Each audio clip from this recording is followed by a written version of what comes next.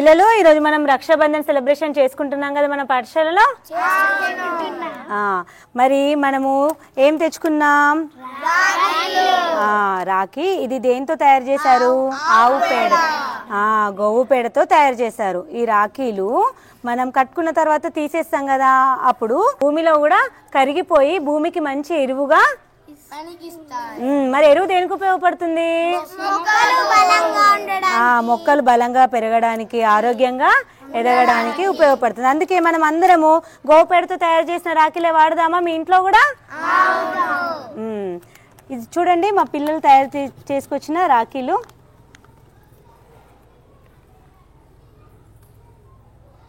Very good అందరికి.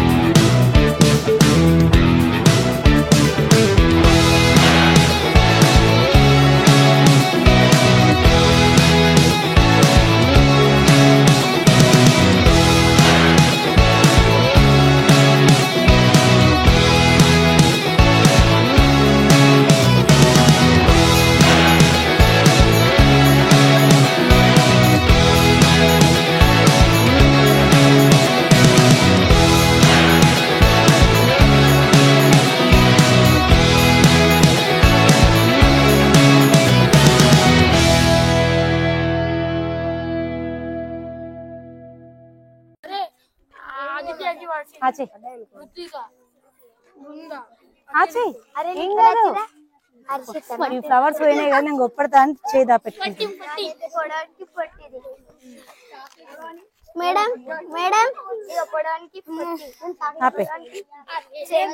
రాఖీ పండగ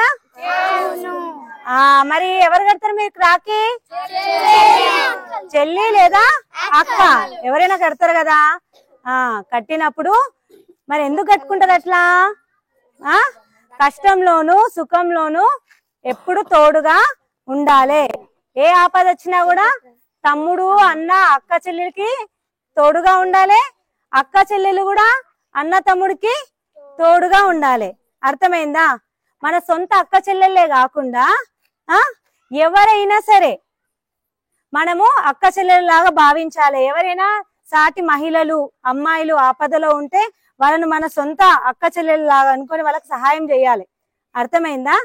అమ్మాయిలే కాకుండా అబ్బాయిలు కూడా మంచి సత్ప్రవర్తనను అలవర్చుకోవాలి. అదే విధంగా అమ్మాయిలు కూడా ఎవరైనా ఆపదలో ఉన్న సహాయం చేయాలి, మన సొంత అన్న తమ్ముడు అని భావించాలి. అర్థమైందా? నేను నీకు రక్ష, నువ్వు నాకు రక్ష,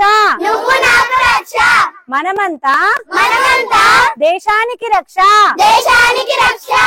నేను నీకు రక్ష, నువ్వు నాకు రక్ష, మనమంతా దేశానికి రక్ష, నేను నీకు రక్ష, నువ్వు నాకు రక్ష, మనమంతా దేశానికి రక్ష. చెప్పండి, మీరు చెప్పండి ఇప్పుడు.